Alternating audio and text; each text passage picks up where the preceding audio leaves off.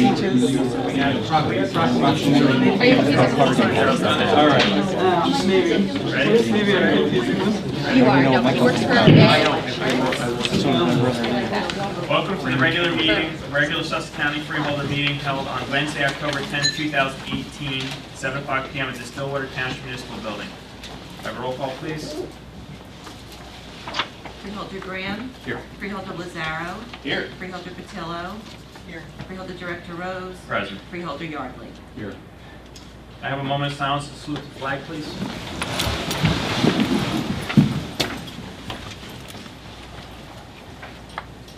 I pledge allegiance to the flag of the United States of America and to the republic which stands, one nation, under God, indivisible, with liberty and justice for all. Pursuant to the Open Public Meetings Act, Chapter 231, PL 1975, adequate notice is defined by Section 3D of Chapter 231, PL 1975, is made by regular mail. Such notice being submitted on January 8, 2018, to the Administrative Center of the County of Sussex, located at 1 Spring Street, New Jersey, to the following: New Jersey Herald, New Jersey Sunday Herald, Star Ledger, WSUS Radio, WNJ Radio. It is also posted on the bulletin board maintained in the Administrative Center for public announcements and has been submitted to the Sussex County Clerk in compliance with said act. Can I have a motion to approve the agenda, please? Motion by Patillo, second by Graham. Discussion. All those in favor? Aye. Those opposed? The ayes have it. The agenda is approved. Proclamations, certificates, presentations. Proclamations: 1. National Domestic Violence Awareness Month. 2. Bullying Awareness Month. 3. National Disability Employment Awareness Month. I have a motion to adopt the proclamations. Motion. Motion by Graham. Second by Patillo. Discussion. All those in favor? Those opposed? The ayes have it. The proclamations are adopted. I have Mr. Graham give out the proclamation for National Domestic Violence Awareness Month. Jamie from Daisy, Domestic Abuse and Sexual Intervention Services, here to receive it. It's on the table. What's up there?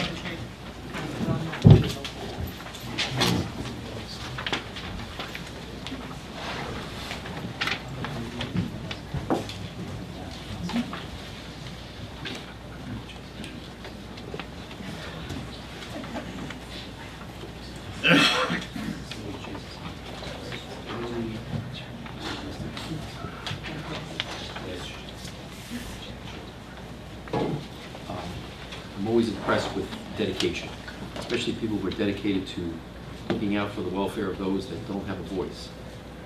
You're one of those people, and your entire group is one. Thank you. And appreciate very much what you do. The fact that there's many a time when the stories are more than your heart can bear, but you continue doing what you do. That's what inspires us. Thank you. I'm going to read all this Okay. without the whereases. Oh, good. Okay. Because I'm a big person, against the whereas. I'll start with the first one. Whereas October 2018 is set aside as National Domestic Violence Awareness Month for the purpose of breaking the cycle of violence that takes the lives of 3 women in the United States every day, and engaging the help from all Americans to support local efforts for victims. Home should be a place of warmth, unconditional love, tranquility, and security for many of us. Home and family can indeed be counted among our greatest blessings. Tragically, for many residents of Sussex County, and many residents throughout the world, these are blessings that are tarnished by violence and fear. In Sussex County, there are approximately 1,000 domestic violence offenses annually reported by police.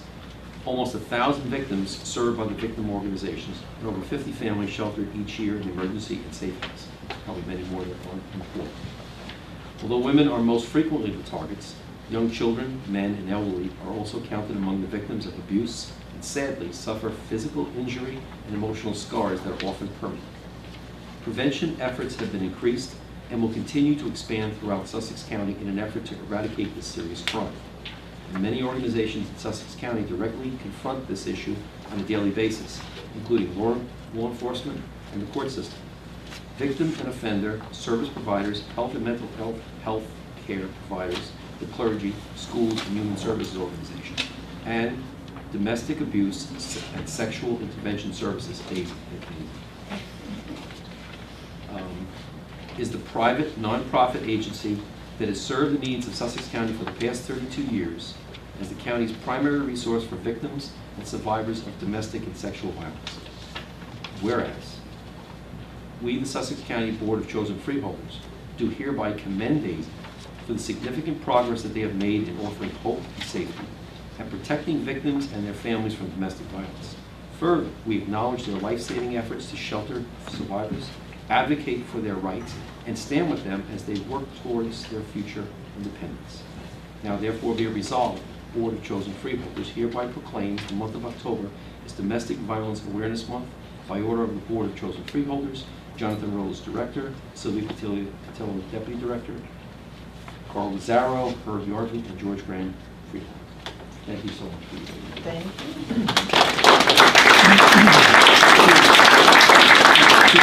I will take a moment. Yes. I would like to first thank the county for various funding streams which help us do some very innovative projects that are having some really great results. So the grant aid, SSBG, and Chapter 51 grants that the support that you've given are really having some great results, which I'll be back to tell you about one day. I will also say that we are very, very busy right now. We have a full shelter. Dawn's here, our shelter director, residential director. We're packed to the gills, and we have a waiting list for our counseling services. We have an uptake of domestic violence offenders coming into our offender program. We have a new municipal court program, so we'll have advocates in all of the county's municipal courts. I believe it's starting now. So we're very, very busy, and we appreciate the support of our community and appreciate this very much. Thank you. Well, it's a frustrating cycle. I know I've had Can family be. members, I've had family members that have been sorry. Well, we also have a new, relatively new program providing trauma-focused therapy for children. And so that's part of hoping to change that cycle, is helping the children who've been severely traumatized so that they don't grow up to abuse themselves. And also, you don't isolate. I'm very impressed the way that you work with HSAC. Oh, So yeah. you make sure that all of the agencies understand the bigger picture and you work together. Well, we do. I mean, there's complex problems sometimes with the families that we work with. Becky's here from Center for Prevention. The problems are connected. Substance abuse and mental health and domestic violence and sexual violence. They're all connected often. So we all work together. Well, we've been very fortunate. We have Carol Maverick here, Health and Human Services Director. And when I got to know Carol a lot the last 6 years, but particularly in the last 3 years, there was a big education. And this was one of the bigger parts of the education. I thank you. Thank you very much. Thank you. May I have a picture? Picture. Oh, So you got to take a break. Yeah. you go back to me. Yeah, we'll give back to you in Jen, I haven't a seen little bit it. of a stage thing here. Thank you. Thank you. I have a Freeholder Yardley handout Bullying Awareness Month proclamation. Becky Carlson from the Center for Prevention and Counseling will receive it.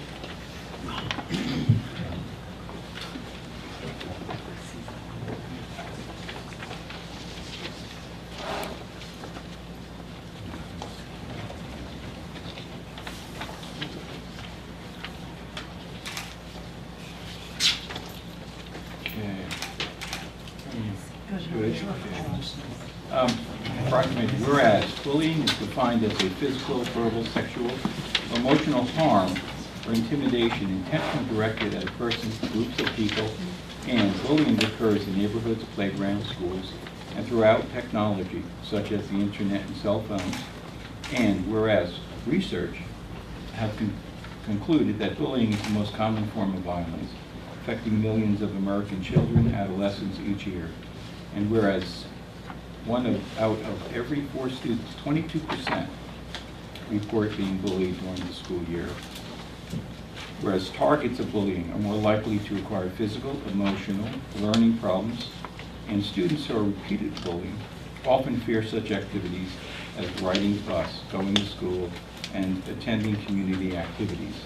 Children who engage in bullying behavior are at an increased risk for academic problems, substance abuse, violent behavior later in adolescence and adulthood. And children who witness bullying often feel less secure more fearful and intimidated. Now therefore be it resolved that upon behalf of the Sussex County Board of Chosen Freeholders and the residents of Sussex County, we recognize and proclaim Friday, October 19, 2018 as Taking the Fight to Change Day, encouraging all citizens to support this theme, be fearless, choose kindness, and by supporting adolescents working to effect change in the communities after attending the annual Middle School Anti-Bullying Summit.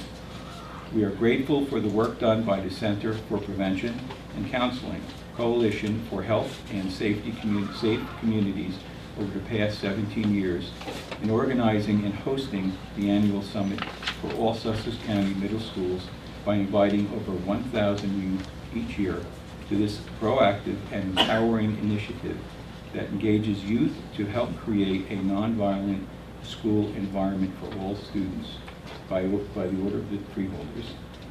Jonathan Rose, Freeholder Director. Sylvia Patillo, Deputy Freeholder. George Graham, Carl Lazaro, and Herb Yardley, Freeholders. Congratulations, and thank you very much for the work.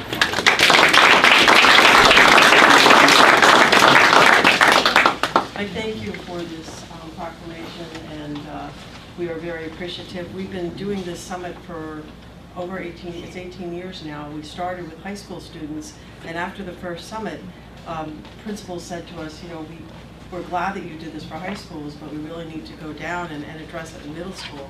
So we've been hosting it since that time at Tech, and except for this past year as they've been renovating. But we appreciate all the community support because I think everybody can relate to bullying. There's, you know, I think the numbers are actually larger than the studies report, but it is a problem that affects so many kids and it affects them, you know, throughout their school years. So this summit is really meant to empower and engage kids, and I think it really does. We really try to, each school has to develop an action plan, something that they're going to do when they go back to their school that's youth-driven, which is really effective, and make a difference in their schools. So, you know, we're really proud of this initiative, and there's so many volunteers and people in the community that support it and that are a part of it. So it's really not just, you know, one group, it's many people that are a part of this. But we thank you for recognizing this, and if anybody is interested, I have newsletters to share with everybody, and if they're interested in attending on the 19th. It's in Sparta High School. You just have to let me know so that I would be prepared, you know, prepare the school that we have guests there, but to come and see the kids and the speakers and see how excited they get to learn and connect with each other, and then go back into their schools to make a difference. So again, thank you very much. Thank you for the work you do.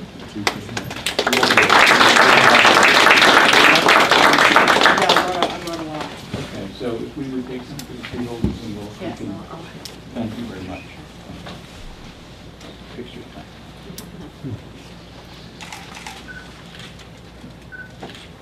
Thank you. Thank you. Thank you. Now I'd like to have Freeholder Lazaro hand out the proclamation from the National Disability Employment Awareness Month, and Dawn Penner from Disability Services Advisory Council, DSAC, is here.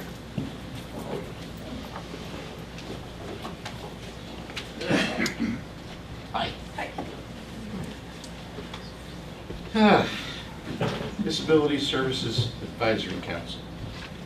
You don't know how important some of these things are until you're disabled, and you get to experience what disability is all about. So I remember back in 2001 when I had both of my knees replaced.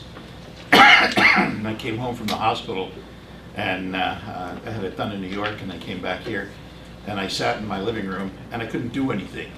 I couldn't go any place. I couldn't move any place. It's a helpless feeling, and you have to depend on somebody else to help you get up and to get you what you need. It's a frustrating kind of an existence. So when you can get up and go back to work and do your job and do something meaningful, it's a great success. So we laud the work that you do and the things that you do to help people get back on their feet, and we appreciate it. And whereas the County of Sussex and Sussex County Disability Services Advisory Council is recognizing National Disability Employment Awareness Month this October to raise awareness about disability employment issues and celebrate the many and varied contributions of people with disabilities. And whereas workplaces welcoming of the talents of all people, including people with disabilities, are a critical part of our efforts to build an inclusive community and strong economy. And the County of Sussex embraces the talents and skills that individuals with disabilities bring to our workplace and communities, and wants to promote the right to equal employment opportunity for all people. Now therefore be it resolved that upon the recommendation of the Sussex County Disability Services Advisory Council and the Sussex County Board of Chosen Freeholders, the month of October is hereby designated as National Disability Employment Awareness Month in Sussex County. By order of the Board of Chosen Freeholders, Jonathan Rose, Director, Sylvia Patillo, Deputy Director, George Graham, Herb Yardley, and Carlos Arjo, Freeholders. Thank you for the work that you do. Thank you. You want to take a minute? I need to. So I've only been the chair for DSAC for approximately a year. I've been on it for a few years. I thank the freeholders for that.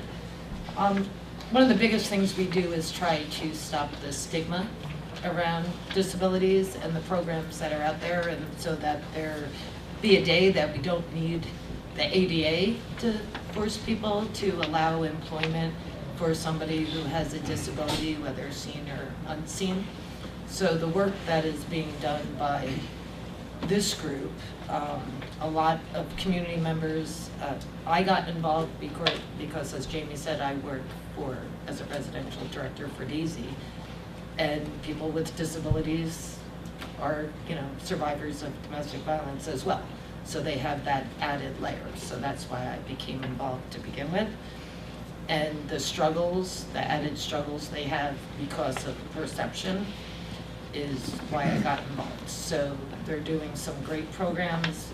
It's open to the public, so I encourage everyone to join, to go to a council meeting and see what we can do.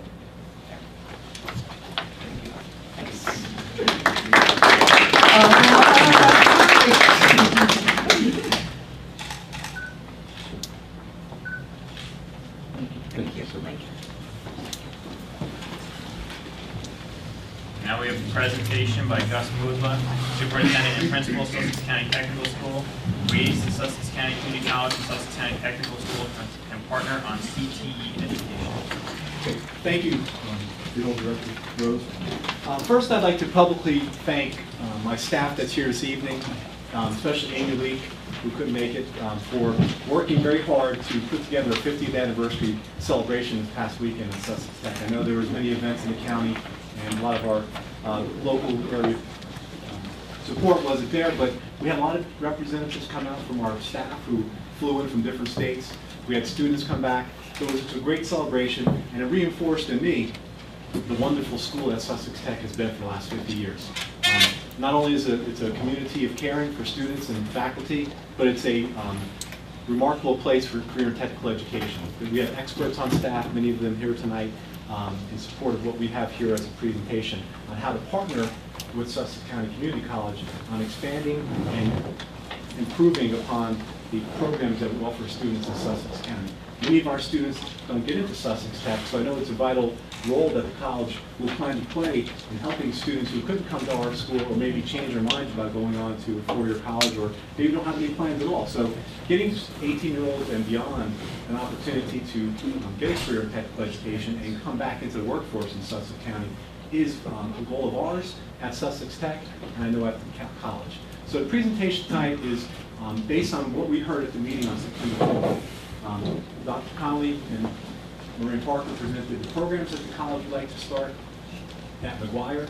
And we're here tonight based on some of the feedback we heard at the meeting from people in the audience, the freeholders, ourselves, about maybe another option. And that option would be bringing those programs to our campus in Sparta. So what was just handed out to you is a working plan. This is not something that we put a lot of time into it the last 3 weeks. Our architect looked at what the programs were, look at our facility. We didn't engage the college's discussion, but we know that is part of what we would do if this is something that moves forward. This is a flexible plan of just looking at what programs they would like to start and possibly future programs based on our facility. This is no way a final draft or a document that we would say we have to do. This is just a working copy. We came up with 4 or 5 different versions, and we just try to streamline it based on the information provided at the meeting on the 20th with the dollar amount proposed for going in that direction. So I'll just go through some talking points, and then we could go over the plan and discuss how we see this partnership working and how it benefits Sussex Tech, the college, and students throughout Sussex County. We feel that it's really important for us to give the college their own space at the school. We understand that that's important to them, and we would see that need to work with them to give them a space where they're not going to mix with high school students. Currently, there's 5 vocational high schools in the state that do house county college programs in the trades on their campus. So it's not a new type of partnership, it's something that's already existing in the state of New Jersey with other counties. If you look at the map of the school, we try to isolate the programs where the college would have independent access to those programs. And we'll go through that in a minute. Again, the plan is flexible. It's just a working document that we have here. The projected costs right now would be based on those numbers on the page, $4.9 million for the college programs, and then the only thing we're asking for would be to demolish the pool, which is something that we can't fix. That would just give us additional space for parking for the college and for additional growth if that's the area that, if the plan does go forward, where we can actually sit down and discuss that concept for giving them their own space on campus.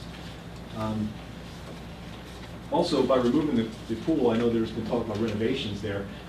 Former district where we did renovate an old school, is about 100 years old, and added on to it. Just those unforeseen costs that you're going to come up with. I believe our plan is very flexible and allows for renovation and new construction, so we know that there won't be a need to come back in 5 or 10 years to say we need new roofs, we need upgrades to electrical. The infrastructure is there in our building. We could tie into it, make it a very fiscally responsible plan to use money wisely. But I know that the county, we have to look at ways to be responsible and share those resources. The expansion is also important to us for dual credit opportunities. Our students do have that now. We have a lot of students who go on to college from our school. We have dual credit opportunities where students take concurrent courses and graduate from our school with credits to go on. We would like that to continue. And just having the college programs on our campus, I believe, would help our students in that transition, like the other counties that do have those programs on campus.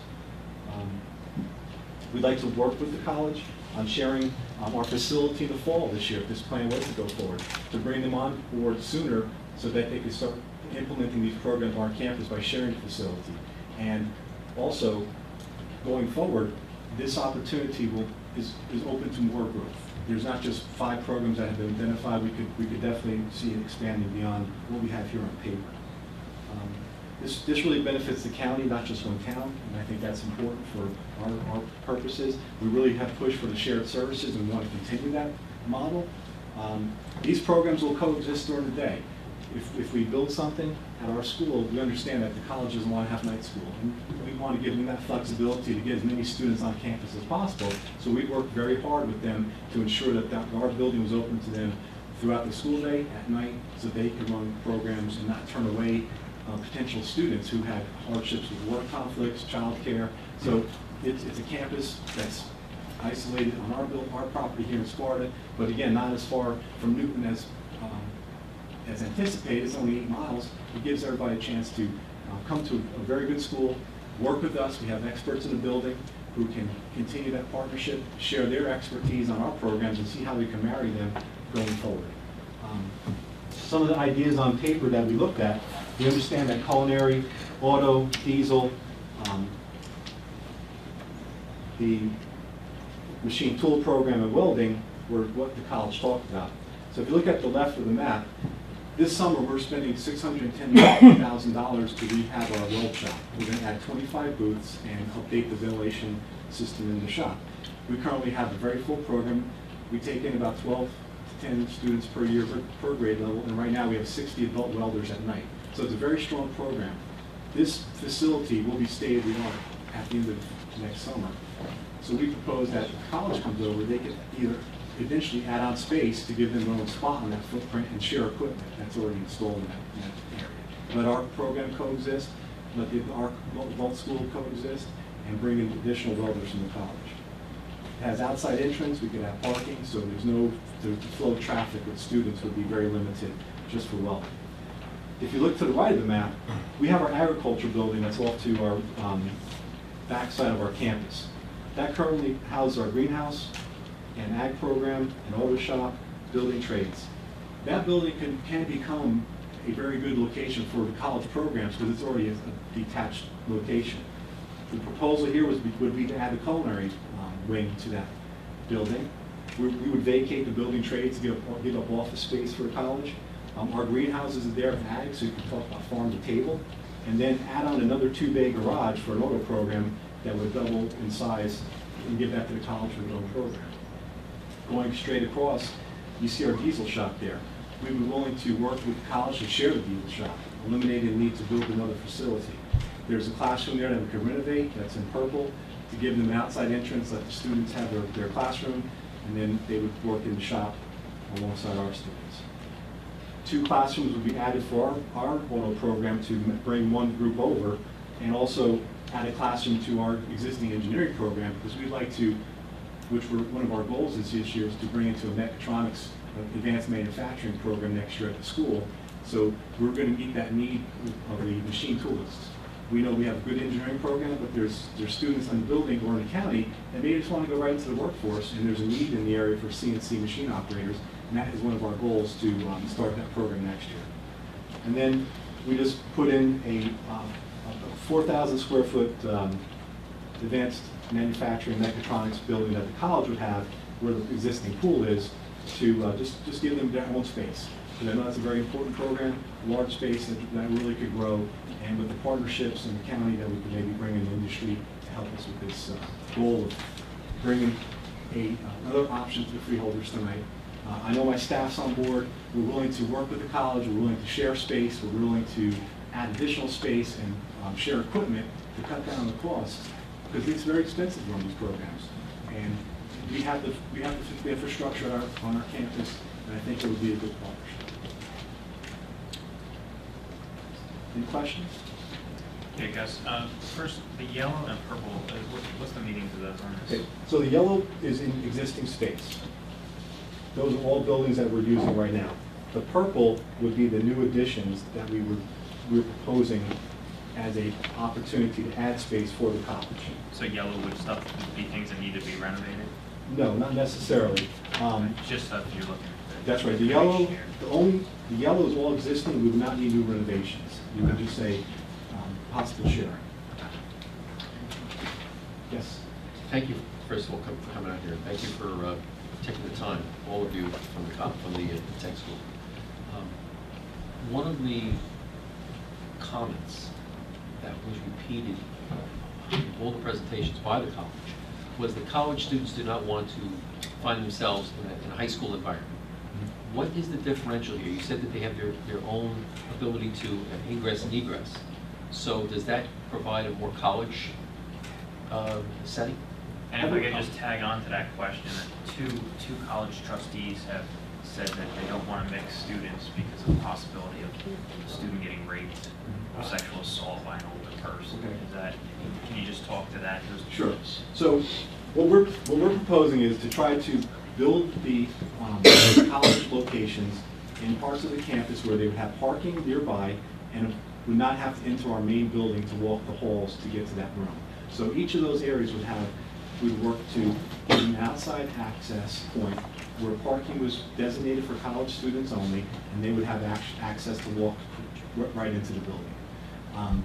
To say that they wouldn't have a chance to bump into a high school student is not totally true, but right now, like I said, there's 5 county vocational schools that have programs on their campuses that are college related, and I believe there's 8 county vocational high school programs that are housed on county college campuses. So Morris Tech, for example, their students drive over their senior year for some of the programs and just go take courses at the college. So the model is there for sharing of space, and college students and high school students will be on the same campuses. And how many students do you think that you would be able to bring in here? Because the numbers that were And we're just dealing with, I guess they're guesstimates on the college's part, but how many students do you think that could be housed in these programs if you were running at a reasonable rate? Well, I'd have to look at their schedule. I wouldn't imagine that their peak occupancy would be every building would be used every minute of the day. But if that's a possibility, it's a 4,000 square foot culinary department. I would imagine we'd be able to make their needs. I don't know the exact details of what their schedule looks like, but I know between the day and the evening programs, I'm sure we could accommodate all their potential growth on our campus. And do you think that the programs, there was another thing that was mentioned, and I'm asking these as friendly questions, Sure. I'm not trying Yes. to put you up against the wall, but one of the things that I didn't agree with what they said, but I'm going to put it out there, and that is that the curriculum that you would provide is not the same curriculum that a college course would provide. To a certain extent, our curriculums are very strenuous.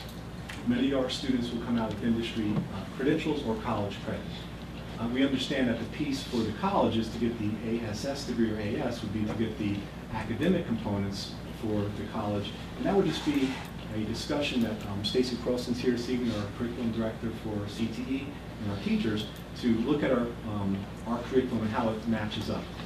We worked on a pilot this year with cosmetology, so we know that our cosmetology program is in line with the colleges, and we worked that arrangement out because at the end of the 4 years, our students are taking the state licensing exam the same as the college students. Some of the programs may have to be tweaked where the students have to take more college credit based on maybe not meeting that same rigor.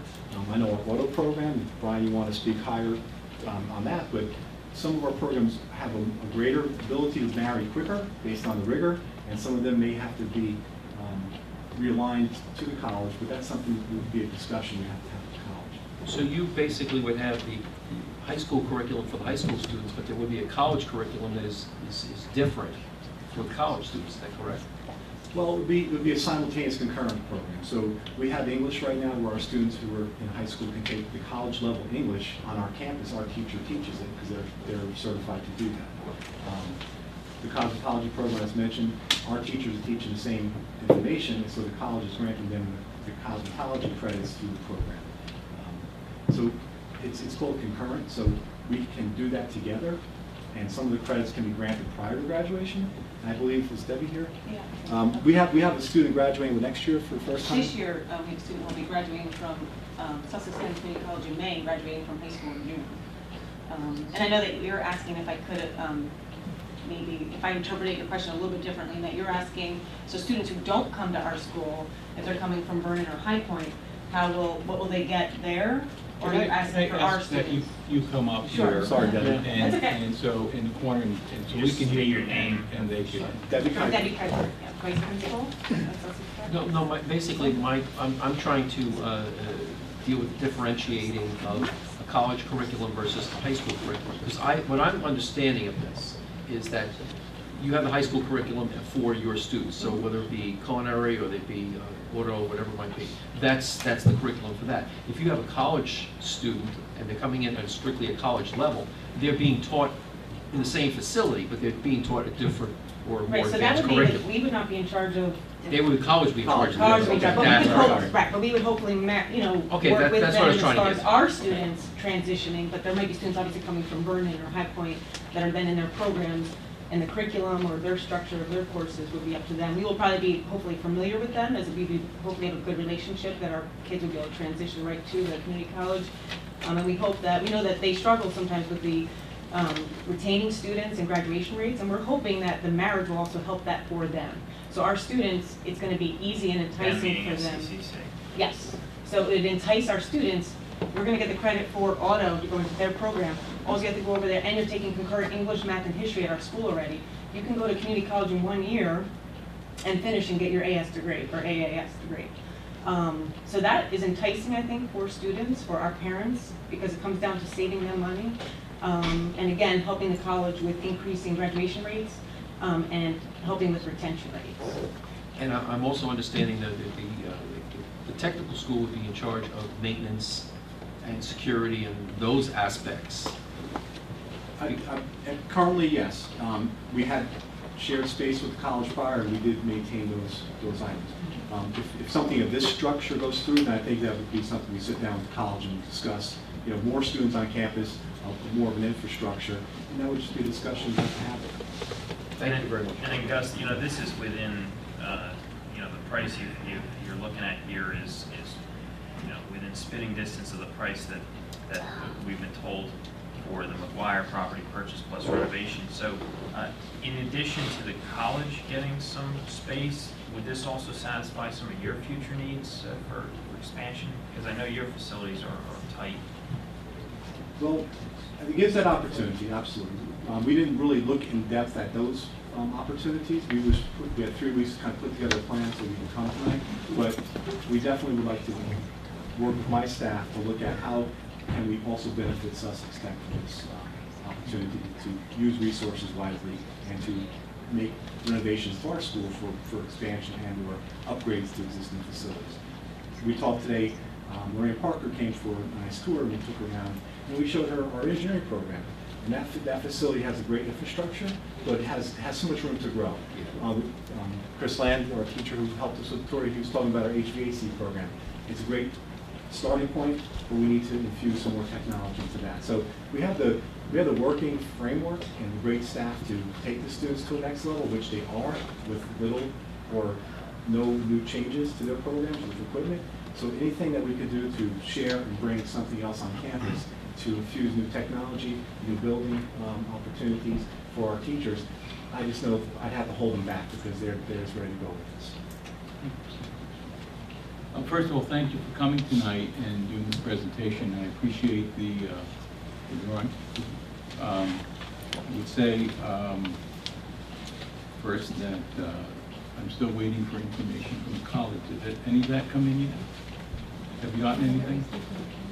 Okay, so at the joint meeting, college was asked to provide some stuff, some just general information, cost information, and we haven't gotten, so I appreciate the information. What I would be interested to know further on this is that what are the soft costs, if you would at some point have an idea of what the soft costs would be like, what would that cost be to maintain the buildings and if additional costs? And I once again appreciate you giving us this information and doing the presentation. Is this something that can be presented or asked for after November? Yes. All right, so if that bonding were to go through. Okay, so I'll speak to that. So I received information from the vocational council today. I'll be sharing with my staff talking points for freeholders and community members and staff and parents about the bond act that is going to be voted upon in November. $350 million of the bond will be towards career and technical education and school security upgrades. So the only schools in the state eligible for part of that money for career and tech ed expansion are the 21 counties. So we don't know what the distribution of money is going to be yet between the $350 million between us and school security, but we are going after some of that money to help all the schools. Part of that is going to be partnerships with the college. So anything we do now in anticipation of bond passing would help us write our grant to try to go after some of the grant money for this bond act.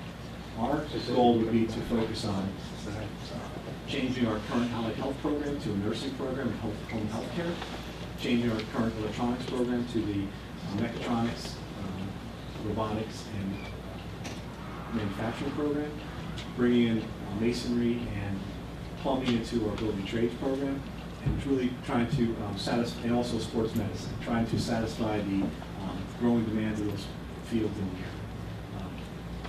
Once the bond passes, $50 million of that would be towards county colleges, and again, there's language that we're hearing would be that the college would have to possibly work with the local vocational school on that type of relationship and partnership. So if the bond passes, we can even talk about further expansion to meet even more of our needs and renovations at Sussex Tech. So we would work with freeholders and my staff on coming up with those plans.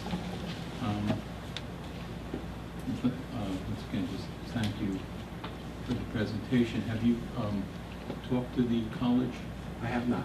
Today was with Judge Parker being in our school. We did mention we were coming tonight, and I would like to continue that the discussion with the college. That's the next step. Do you know what the split of this bond issue is between security and programming? We don't know yet. That still hasn't been isolated, but we know that it's going to be 75% state and 25% local share once whatever monies we do get. But you We don't don't know have the any split. idea of how much of it has to be dedicated to security and how much of it's No, I dedicated to don't. the program? We have not been told yet. Gus, you mentioned there are new programs that you want to bring into the school. Yes. Okay, if you were able to bring them in, would they fit within the existing areas that you have, the facility you have? Or would you have to expand to bring those programs in as well? We probably could do some of it through renovation, but to do it the right way, it would take some new footprint of little space for us. We Okay, want so to- if there was to be a merger or a situation where you worked and this was to come to fruition, you were going to make these changes, Yes. would you then have to make another change to fit those extra programs in? We would have to probably do it for the sports medicine program, definitely. Being creative, we definitely could, if this comes with the college, we definitely could work to share our engineering, the college machine tool, and our advanced manufacturing. We could renovate our existing allied health room to put the nursing and the home health care, and by relocating the building trades from a smaller room to a larger room, we feel we probably could squeeze in masonry and plumbing. The sports medicine piece would be probably a need for us in new construction. It's possible that you could combine the sports medicine program with something from the hospital to get ID funding and support from them, because I know they're planning on some expansions, particularly below the emergency room. Absolutely. Just hearing what the college has reached out to industry, I think that's the next step for our growth, is to really try to find some more.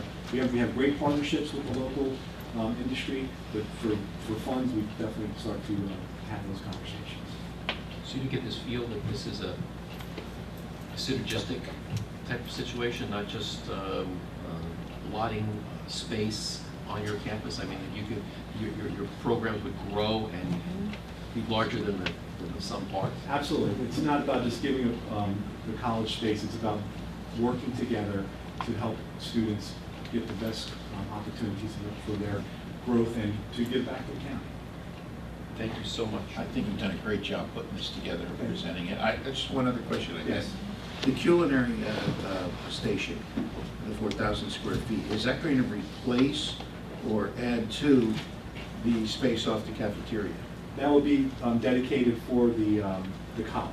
The college? But again, this is just a working document. Yeah. If there's something that could be done to infuse upgrades to our culinary, that's probably a very big need for ours also. Yeah. Yeah, we're here to talk, and maybe that would be. I don't want to see that short circuit because I enjoy eating it. Yes. Wonderful job. I have one. Yes. We have demolition for the pool at 150,000. Yes. I understand that these are kind of working on. There's not a problem with the structure there, or is there a There problem? is. And if anybody goes better to speak up. From what I listened before, the roof definitely is leaking, and the seal like they did across the street by where my office is, but it's been even 5 years since that last seal, so it's probably worse. The foundation is separating from the far wall from the footprint of the facade of the building. The HVAC system is totally gone. There's no lighting system in the pool overhead. It's all was illuminated from shooting up into the dome and reflection back. So we need a whole new lighting system, electrical system. The building just beyond repair. We don't, from my experience, going into a structure like that and putting money into it, it would become, in 5 years, we're coming back to you for more money to fix something that. So your plan is to take that structure Just down? take it down, and it gives us more of a footprint to say, what can we do with the money to be creative to meet the needs of our school and the college? And 150,000 is to take that building down? That's correct. That's what our architect has to. We had meetings out there last year, and just coming from my background, I agree with you. 150 might be a little low, but I mean, Okay. it's definitely the building, the cost factor of rehabilitating that building is far beyond what you could do if you take it down and then use that footprint for something else. One problem is it's not square, so it's very difficult. It is, because there's a lot of other Boxes issues. are much easier to renovate than circles. The pool itself and the subsurface regarding the pool, there's a lot of things regarding that that has to be taken care of. You're talking about demo, but there's also a lot of demoing on the Underneath, yes. the site itself. Absolutely. Yeah.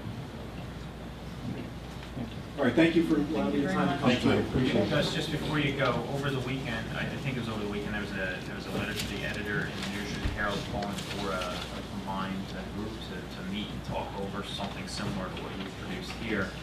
Is that something you're still interested in? Absolutely. I'm more willing to sit down with anybody who would like to go further with this discussion. I have probably 100 volunteers sitting behind me today to continue that conversation, and we're willing to talk. Okay, can you reach out to the college and to us and to see if you can get that moving forward? Yes, I'll do that tomorrow. Thank you. Okay, thank you.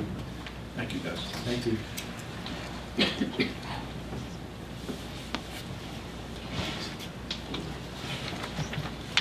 Mercedes Aguilar, Vice President of Academic Affairs and Chief Academic Officer, Sussex County Community College.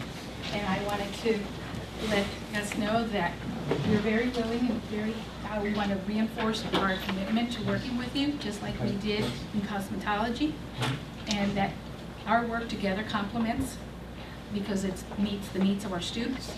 And so your message has been received to continue our conversation, and we shall. Thank you. Yes, thank you.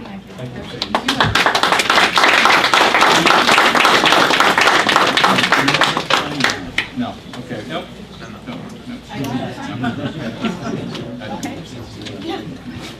You're finished? Yes. Public hearing, final adoption ordinance. At a regular meeting held on September 26, 2018, we introduced for first reading the following ordinance, which was advertised in the New Jersey Herald issue of September 28, 2018, together with the notice of public hearing stating to be held at this meeting at 7 o'clock p.m. Ordinance providing for the adjustment of library fines, fees, and sale of surplus library materials for the Sussex County Library System. I have a motion that the public hearing be open. Second by Phil, second by Graham. Discussion. All those in favor? Those opposed? The ayes have it. The floor is open to the public for discussion regarding this particular ordinance. Seeing no one, motion is closed by Graham. Second by Patillo. Discussion. All those in favor? Those opposed? The ayes have it. The floor is closed to the public. I have a motion that this ordinance be finally adopted. Motion by Patillo. Second by Graham. Discussion. Roll call, please. Freeholder Graham? Yes. Freeholder Lozardo? Yes. Freeholder Patillo? Yes. Freeholder Director Rose? Yes. Freeholder Yardley? I have a motion to authorize the clerk to advertise this ordinance is finally adopted and also post same on the bulletin board in the lobby of the County Administrative Center. Second Patillo, second by Graham. Discussion. All those in favor? Those opposed? The ayes have it. The motion is carried. Public session from the floor. Comments are limited to 5 minutes or less and must only address issues regarding agenda items followed by a 3-minute response time from the Freeholders Board. Please state your name and print your name and municipality on the sign sheet. I have a motion to open the floor for public comment. Motion. Motion by Patillo. Second. Second by Graham. Discussion. All those in favor? Those opposed? The ayes have it. The floor is open to the public. Would you please come up and sign in before you. Hi, Steve Baldini. Ramshaw. Actually, Sanderson. I just wanted to voice my support for what Superintendent Madela was talking about with the getting some kind of relationship going on with the college. I think it's a great idea. I do want to point out right now that parking that the concern might be about the parking for the adults would be, that's actually already being parked by adults by the staff. That's where the staff park. The students park on the other side of the campus. So there's no parking issue as far as I can tell. Additionally, the county superintendent's office is right next to the building that they're talking about.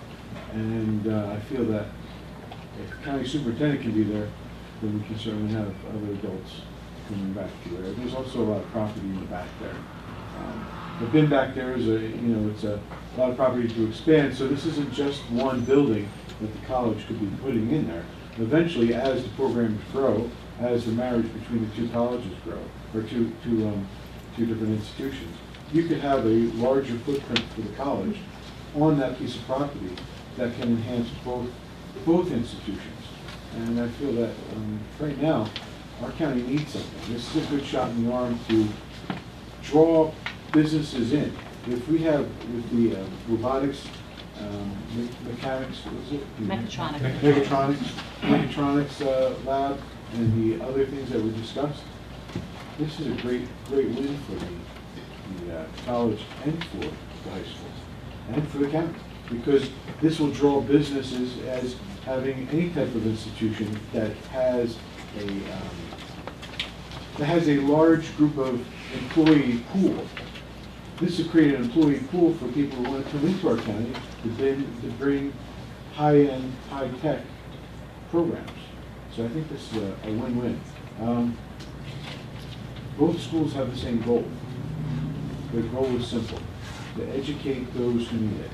And I think that, I hope that I can see tonight that we're on a good path. So thank you for listening to them, and I thank you for giving me the opportunity, and I hope this goes forward. Thank you. Anyone else in the public?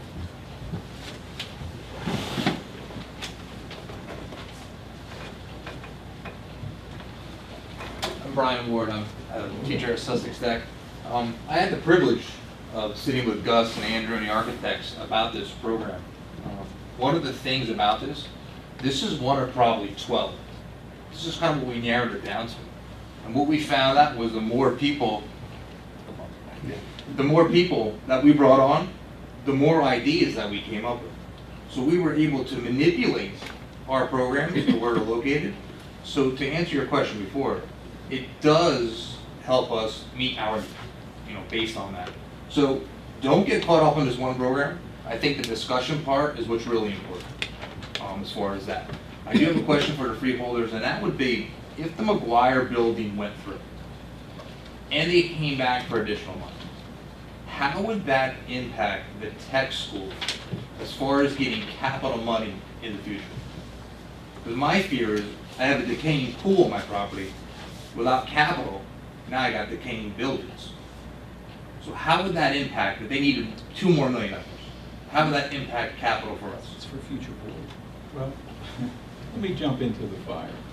We don't know what the entire cost is other than the purchase of the building. So the question that the freeholder board has asked is, what's the total cost of renovations? They had a meeting, and unfortunately I was unaware of it, with the environmental company. It's a 100-year-old building, so we don't know what it needs. The other question that has been posed to the college by me, and I think the board feels this way, other members have probably asked the question, is that the funds they're using for the buildings and things that air conditioning, I think, and bricks, some structural things, will they come back for that? And so those are the questions, and the answer was no. I said no. I haven't seen a survey that that's been done to say that bricks are used or whatever, or they've done that with staffing. So I think that's a very good question. I think so I think in you're working with them on this project. I have a feeling that those questions will be answered. I think at some point they have to say in writing, this is what we've done. I think that if we asked you, like I asked, what are the soft costs? That's something you'll figure out and you can say at some point, hey, the soft costs are X. So we have something to look at. And I think the board, I'm not going to speak for everyone, but I think the sentiment is we support the college, we support the VOTEC school, and we support the best education we can give to the students and those adult students that are here in Sussex County. And that's really what we're here for. So the answer to that question for me is until we get all the information, I don't know. We don't know that question. Someone else may want to. Well, I'm glad you said the education part, because this is how I feel. If this is truly political, if this is about saving Newton, renovating Newton, anything to do political, give me a petition, tell me truly that's what it's about, I'll be the first one to sign it, I'll help them move in McGuire building. If it's truly about education and the kids of this county, that's the plan. That's education, that's not politics. Thank you.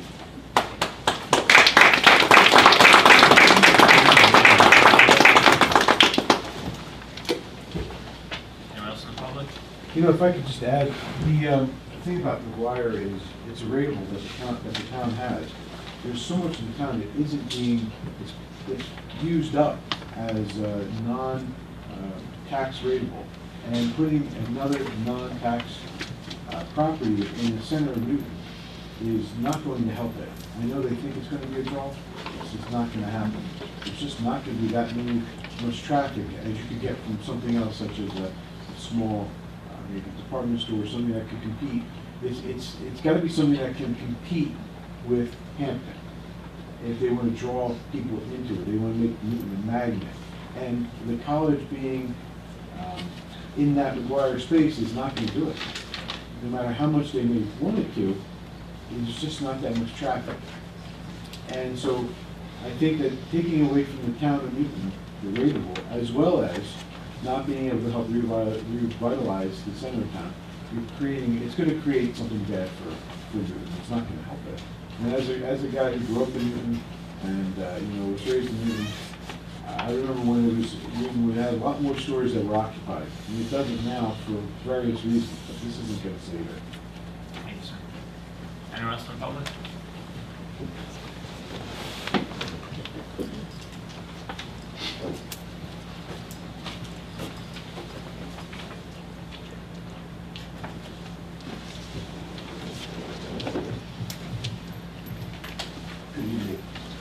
My name is Chris Land. I'm the engineering instructor at Sussex County Technical School and a lifelong resident of Sussex County, except for a 5-year stint in the Navy.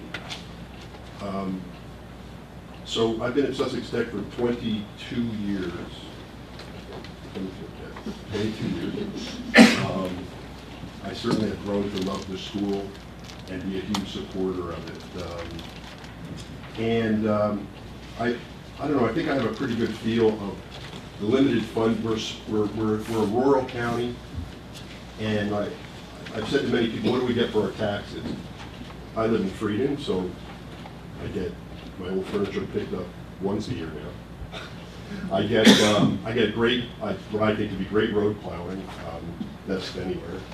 You gotta hate them going the first that doesn't run the New York. Don't get sewer. That's mine. Don't get water, that's mine. And I get open space that I don't take for granted, that I know costs a lot of money. And I get education. So the county owns 2 educational institutions, supports, responsible for. And sometimes I say, not 200, 2. And here, the way I see it, we have 2 institutions that always have issues, growing issues. We have the college, which seeks to grow its enrollment and fulfill the needs of prospective students. And now going into the technical or vocational field. And we have the technical school, which I've called home for the last 22 years, to which we are overflowing at the seams. We have waiting lists. I personally interviewed close to between 40 and 50 students for 24 slots last year. So unfortunately, we're turning people away. We have a building that's been on campus for 8 years. It's been closed. Condemned isn't the right word, but it's got yellow tape across it and a big sign saying, don't go down there. And we've lived with that, and that's an embarrassment. And it's the first thing you see on Route 94 when you drive by our school. So we also have, today we gave a tour to, I forgot her name, Mrs. Parker? Judge Parker. Judge Parker. And one of the things that happened is we were going to the Ag building, and we had to go from one classroom to the other classroom, and I forgot about this, but we had to separate the girls from the boys because we had to go through the bathrooms to get to the other building. So that's kind of a remnant of some construction that was done years and years and years ago that we lived with. We also have a road that goes through our campus, a pretty busy one, that's not exactly desirable. We have We have two upper floors. We have two floors. We call the one the old wing and one the new wing. And we have a horseshoe, but they don't connect. Never seen that before. And we also have the ugliest solar project ever put in by mankind. And that's the second thing you see when you come to our school.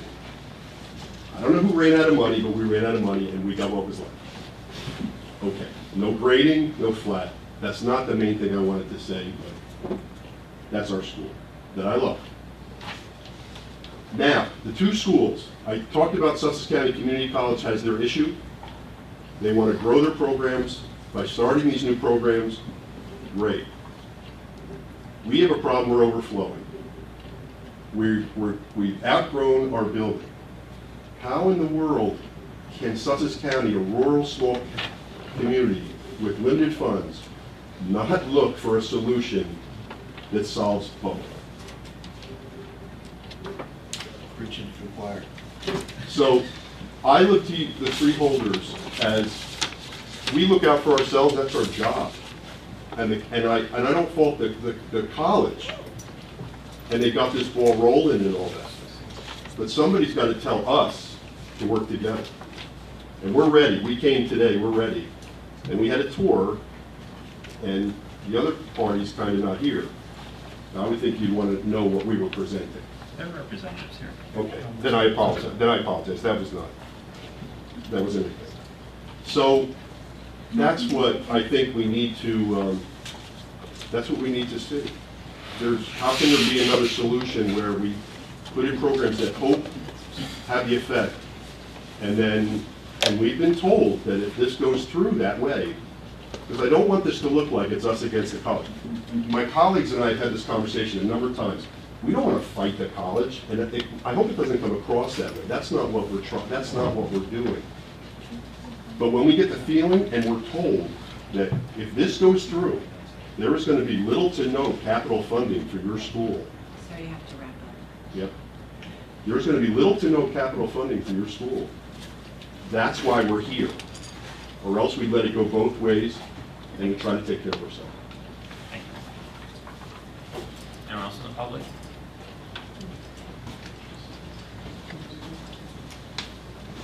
Anyone else?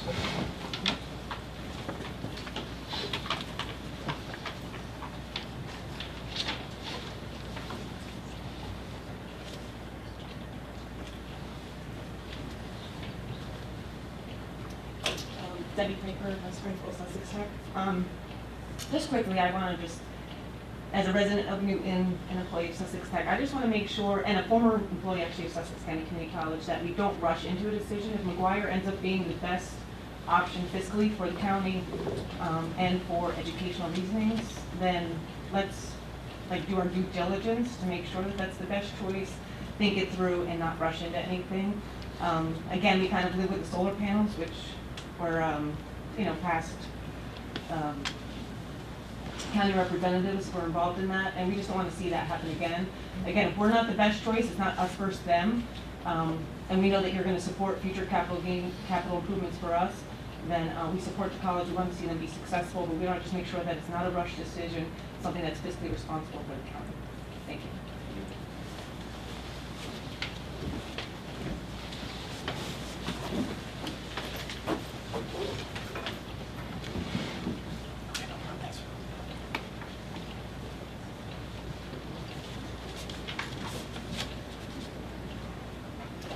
Sorry, no ride there.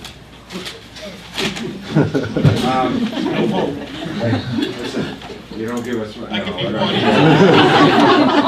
You got to help us. Your Carl's favorite teacher. I don't know what I'm going to do when he's gone. I got to joke with the notebook. Or maybe go on his appetite. Once Carl's gone. Well, obviously, you guys all know us. We've all been up here talking about how much we love our school, and I'm one of them. Okay, I've spoken in front of you before. I have a letter here that was written by my mother, and I would like to read it to you guys, but please just bear with me because typing on a computer with her is not as good as it used to be. Being the wife of a long-term VOTEC retired teacher, mother of 2, and foster parent to one that attended Tech and who are successful in their own chosen careers, I've seen the years of constant tug-of-war between the Freeholders, college, and Sussex Tech. This tug-of-war is just another way of costing the taxpayers money. Attendance at VOTEC is a privilege that needs to be earned. Students wanting to attend Tech should not be turned away provided they meet the admission requirements. However, due to flat budgeting practices enforced by the freeholder, growth of the school and the programs are impossible. It's like keeping a potted plant in a container that is too small for roots to expand to provide nourishment for healthy growth. Future development. As with all partnerships, there are phases of growth, and each partner needs to encourage development of the other, not step all over them.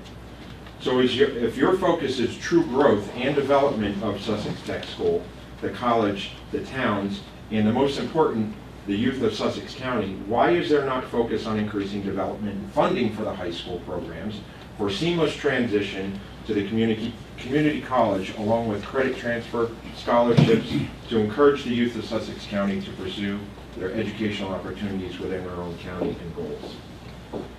Burning question. Why are the freeholders of Sussex County perpetuating a decades-old philosophy to destroy one of Sussex County's educational institutions by continuing to support a confrontational and adversarial relationship between the high school and the college? Your job is to work towards improvement of Sussex County. Don't lose sight of that. Don't lose sight that your perpetual focus cannot be the root cause of a crumbling foundation of education, our youth, but rather the focus on developing a strong sense of community building by building firm educational opportunities that will encourage our youth to look toward living as adults in a county that works towards seeing a potential offered right next door. Just imagine if this change of goals happened 15 or 20 years ago, what would you be able to offer? Providing this growth and stability is what will lead to a long-term growth of Sussex County, not the perpetual tug-of-war. I know that kind of sounded all run together, but I mean, we're doing everything we can to bring these kids in. We run Tech Trek. We have great teachers who are running Tech Trek. We're bringing these kids in, and as Mr. Land said, we're turning away so many more. We're busting at the seams.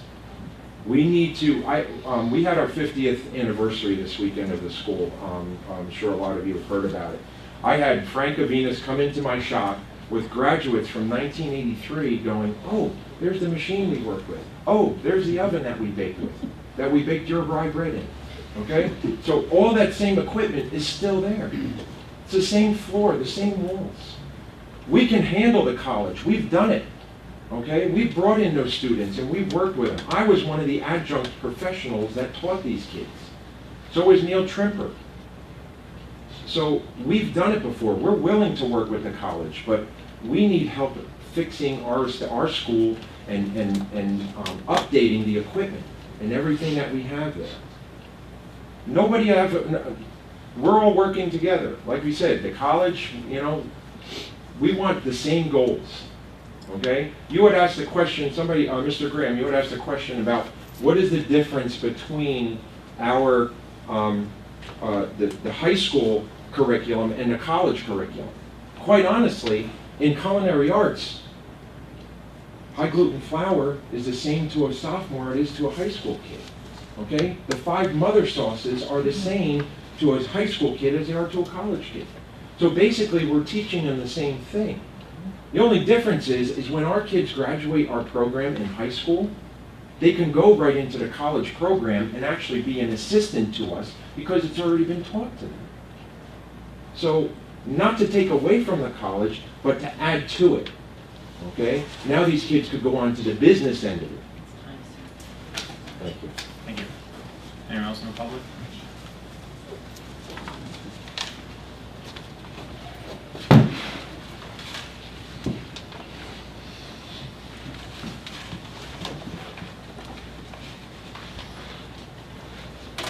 Hello, I don't know, most of you know me, but I'm Neil Trimper. I'm an instructor at in the culinary department at Sussex Tech. I know you do a little bit. But what Mr. Land and Chef historic center. We were turning, the worst thing that in my 5-year career there, this is my 5th year, when we interviewed kids last year, we had 52 for culinary, I think, if I'm not mistaken. We had to turn away a lot of kids, we took 30, and every one of them was top notch, 8th graders coming in night. And I sat there and I'm like, I'm changing these kids' lives because they can't fit them. How many guys been to this, my back kitchen, we call it, the culinary arts department? You've been there, it's pretty tight. It's almost dangerous. So I'm like, we can't do it, we can't do it. Come there 3rd period, there's 22 kids in this little tiny square behind the cafeteria. And I felt bad. So again, the college, the Spades, right? We worked together last year. Whatever we gotta do, these kids in this county need to progress.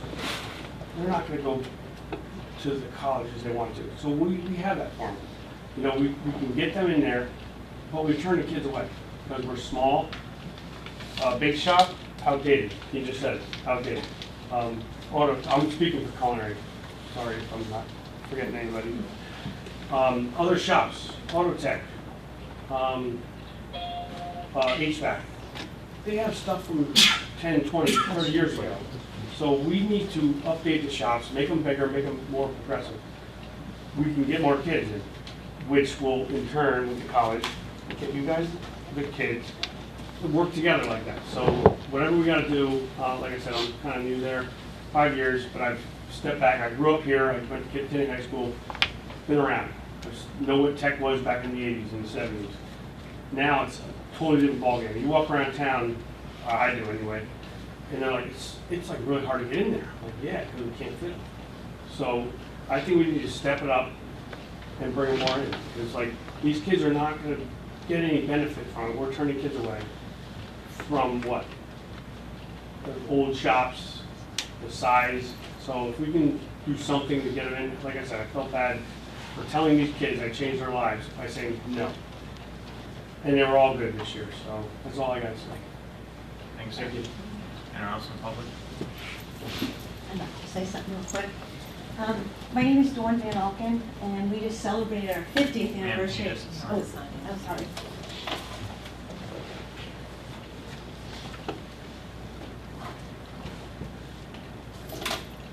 So we just celebrated our 50th anniversary. I've been teaching there for 34 years out of those 50 years. So just shy of 16 years. I've been around the block a couple different times at Tech.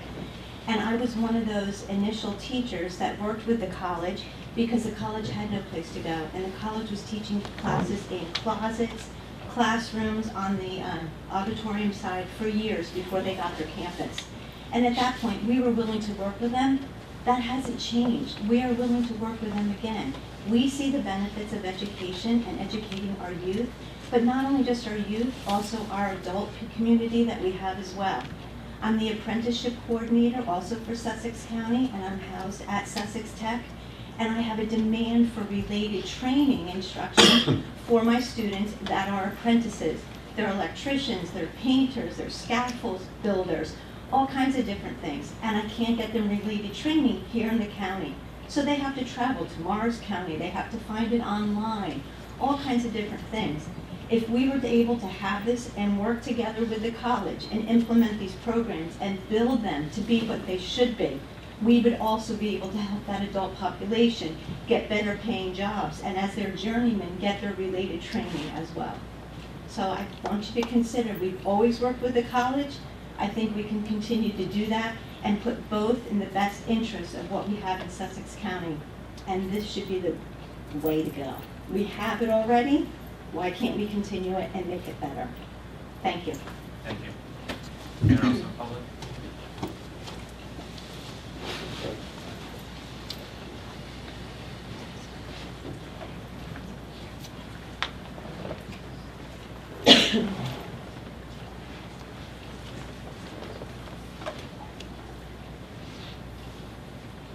My name is Jason Fruit, program supervisor for training programs at the college. I just left class, so I apologize, kind of looked like a clock. So I just want to say that. I think this is a nice idea. I think it's a great idea. I really do. I think trying to work on some sort of partnership, some type of program, something that we can put together between the college and the high school. But I do see one problem. I'm hearing everyone talk, read all the articles in the opinion section. I don't think that's big enough for both sides. If we're turning students away, we're doing it too big. I think we need to actually think a little bit bigger. Just to let you know, I didn't measure the square footage of all those buildings. It's the same size as the McGuire. No, I'm saying for both Sir, sides. you can just adjust it for 1 point, sir. But I'm saying for both sides. I think we need to look bigger. Bigger for the high school, bigger for the college. You guys, I'm sorry, the high school has to turn away. We're showing on space. We got too big. So I just think, again, I like the idea. I support the idea. I think it's good. But I think we need to think bigger. So that's all I want to say. Are you willing to work on that board that they're talking Sure. about? Okay, great. Give me a So call. that's something Please. then, we could, definitely I just talk think it about needs that. to be bigger for One both of the sides. advantages is if the freeholder board is considering capital costs, doing capital projects for 2 institutions is much easier to sell than doing it for one and knowing the other institutions still need space. So, it could potentially be larger if that was necessary and we had a firm concrete plan for the future.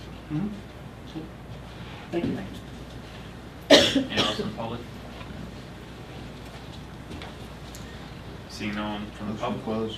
Public, motion by Lazar, second by Patel, discussion. All those in favor? Aye. Those opposed? The ayes have it, the floor is closed to the public. Freeholder comments, Freeholder Graham?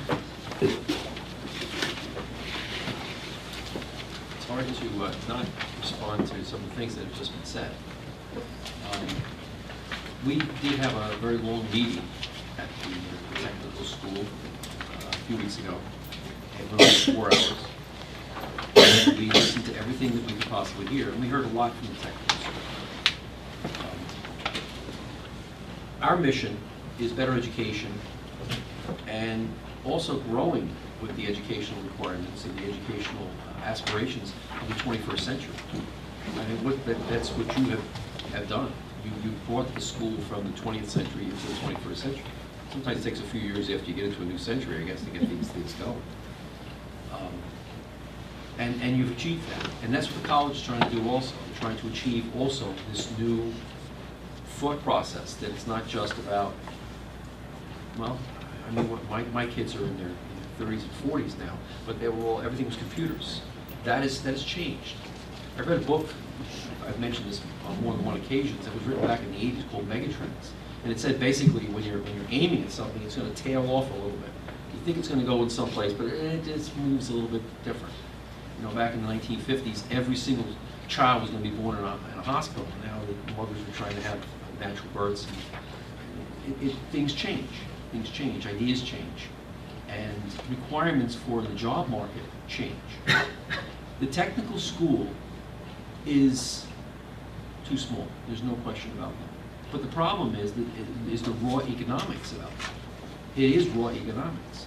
It's very easy for us to say it's too small. The college is too small. In college, we have to think bigger. We have a county of 145,000 people. That's what we have. We have a budget of $100 million. We have a combined capital investment into both of these institutions that sometimes come up to $4 million or more. What concerns me very, very strong regarding the college is that they're taking $4 million of already approved capital and then moving it into this program. I would much prefer that if we're going to sit down and talk about this, which we've been trying to talk about for a long time, Freeholder Rose and myself had a meeting with Gus and with the college, was it 3 years ago? To sit down and listen, we're going someplace. Where are we going?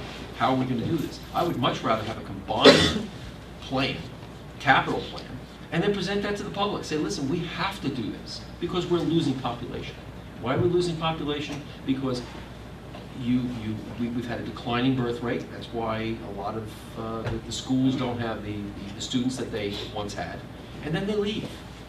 My household alone, in the last 25 years, I've had 3 children. All 3 children live in other counties. 1 in Hudson and 2 in Morris County. That's the realities of life. But there are other reasons. There are other ways that we can reinstitute that economic growth. But we have to, when we talk about anything with this, you had mentioned whether or not this was a a stimulus for Newton, or whether this was really an educational venture. It's educational. When we were in Newton, everybody from Newton wanted to do it for Newton. When we were in Sparta, everybody wanted to do it for the tech school. So it has to do with, this is probably the most neutral ground that we've had, where we could have had, discussion back and forth. It doesn't do that. Well, it comes down again to economics. You asked whether or not we are going to shut off capital investment into the technical school if we have to push this to the college. My opinion on that is limited amount of money. Any of us who took any economics in college knew it was guns or butter. Okay, well, it's a limited amount of money. You just have so much money. We can't turn around and just put a $100 million investment into something. One of the things that we have standing over our head is the fact that we have a jail that needs to be addressed. And that is $16 million or more that may have to go into that. We have roads on a regular basis, and I brought this up at the technical school. Every time we get $1 million in roads, we have to come up with $125,000 to $250,000 in soft costs. So if we get $5 million worth of roads, do the math. That's what we have to have. Every time the plows break down, we have to come up with more money for that. Every time our roofs go, they have to come up with that, whether they be your roofs or they be roofs on the administration building. So I'm not trying to muddy the water. What I'm trying to say is that we as a body have our own opinions, but as a group, we all intend on education. There's no question about that. But we have to make sure that the cost benefits to anything we do are over both institutions. And that's where I have an issue. I agree in the programs. I agree in your programs, Gus, but those are for 14 to 18-year-olds. That is what your programs are right now. If somebody doesn't know what they're doing, you talk about the entry-level examinations at the technical school. If somebody doesn't know what they want to do at 14 years old, they can't just stop doing it for the rest of their lives. They get a second chance, a third chance, a fourth chance. It might be at 20, might be at 25, might be at 40. But that's what the college allows. So that's why going in and having a college edge is very, very important. Because it not only grows the educational opportunities, but it also allows somebody who lives in Sussex County to remain in Sussex County.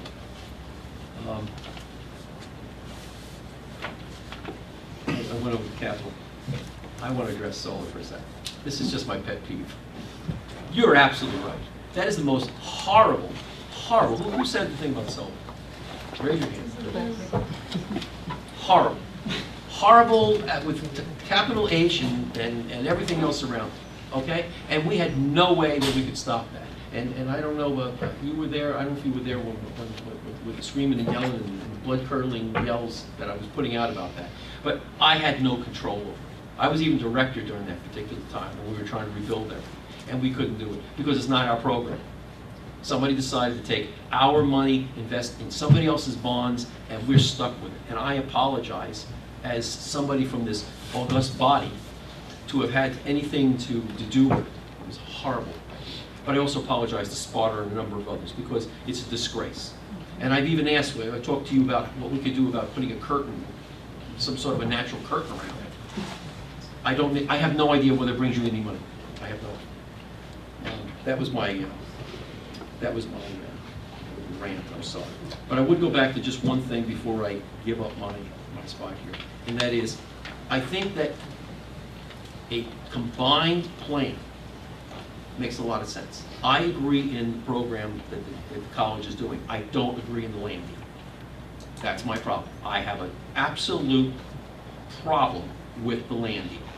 And that's what I think that we're looking at. We're looking at a land deal. We're not looking at what this is really going to provide to the educational facilities that we have in this county. And that's my stance. I would like to see this go further. It's taken a number of years to get to this point, but I would like to thank you for stepping up to the plate. I'd like to thank the college for stepping up to the plate also, because the college is not walking away from what their responsibilities are or what their future holds. I hope someday we can bring in more students into the tech school. The real problem is, again, it comes down to money. It comes down to how much money we can do this. And I think that that's going to be a bigger discussion. And again, Mr. Rose and myself had a meeting with the superintendents.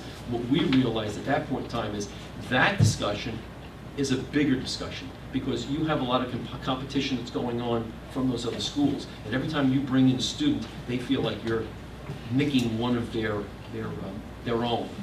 So we have to work together. And that's why we had spoken with Rosalie Romonti about trying to work in a more collaborative way. But when you have Vernon who feels that you're taking their students, so therefore now they're going to put in a program in whatever it is, automobile mechanics or whatever it is, because you're taking their students, we have to talk about that. Maybe there's a way we can think that through a little bit better.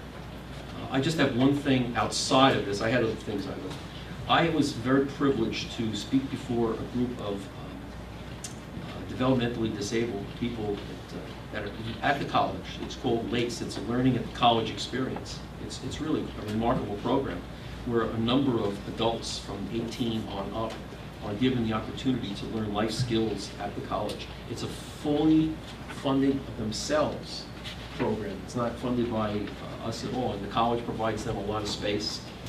I was able to speak before about voting, about coming out and voting, and I just, it was remarkable. I have to admit, I didn't know anything about the program. And then I got to go upstairs and meet a number of others that were in the program. It's one of those things where you look at your community and you see the finest aspects of your community at work, helping themselves and helping others. It was really remarkable. So, sorry I went over. Thank you. I have some things to say, but I just want to comment on the past the opportunity to talk to people in the trades. And some of the students, I don't know which group, but they're telling me that because they go to a tech, they have a two-year internship. And they will waive many times because they come from the tech.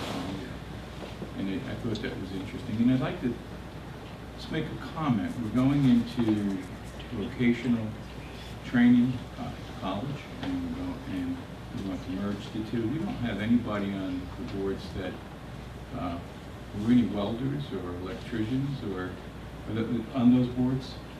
People that are in the trades. Do we have any of those people? And I think that if we did, maybe some of this would be, there might be some other thinking. So I would hope that you could do some outreach to try to get people. I don't know how many people have applied for the college, but I would like to see some tradespeople on the boards, because I think that would be helpful. That's all I'm going to say. Thank you, Gus, for your presentation. Just a couple things. I was at a, of course we have to drink. I was at the senior advisory meeting. Decided to go out and see what's going on with the seniors. And I understand that there may be some federal money coming in for some additional personnel at the county, some federal money to hire an additional, possibly additional social worker. They're down some. So I don't know, that was reported. Went to the senior president's club, and what are the big issues facing seniors in that group? There was a police officer, and I apologize, I didn't get his name, but a couple things. Going to a restaurant, the women or men, whoever carries the pocketbooks, and leaving them at the chair. There've been a lot of thefts, apparently. For some reason, as we get older, or maybe we just forget. So the message here is, if you have any elderly parents, remind them not to leave their pocketbooks when they go to the restrooms, because they're being stolen. Cars, I think in Stanhope Laramie area, there have been several car thefts in parking lots because some people are not locking the cars. And apparently the door, you just walk down the parking lot, see what's open, and try to get those. Fireman's Parade, congratulations to Ogdensburg. That was a great parade, 100 years, fire department. And I attended the anti-hate vigil on the Green That was a great, I have to tell you, that vigil was a great, upbeat, very rewarding evening. It had people from the Jewish faith and different faiths there came together. And that was a result of the, I guess, the swastikas that started out with the swastikas that were painted on the campaign and on houses. And I think that it brings us all to remember that we all have to live in tolerant of our neighbors. And hate sometimes we go a little too far with the hate. It's unacceptable, is what I really need to say here. Tolerance is something that we all should be able to live with, understanding everyone's views. Don't have to necessarily like the person, but you shouldn't be really hateful towards a fellow man. And that was a good event, and I just wanted to say that that's it. I'll end it there. Thank you, Freeholder. Freeholders are. Okay, project completion notice. The county striping program was completed. They had 35 road areas that they completed on the striping. That's the lines on the road, the middle, the sides of the road. That operation cost $438,000 and change to complete. That's a very complicated process. It's epoxy paint laid down to make the roads more visible at night and the lines more visible. So that was one of the major events of the summer. A lot of the projects this summer have been delayed because of the weather. You can't get out and get things done, but they've remained vigilant to their projects and completed them on time. Retaining wall on 620 and Walnut Road in section in Sparta was completed. That's a good project that got done. Bridge X09, which you know is the bridge that goes over the Poplicating Creek realignment on 565 in Wantage, that's just outside of Sussex.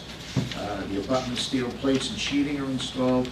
It is utterly amazing that they have been able to continue and get the project going and keep it going on that bridge with the weather the way it has been. That creek is it's pretty high right now, and they continue to work and get that done, so we anticipate that that will get done pretty quickly and be finished.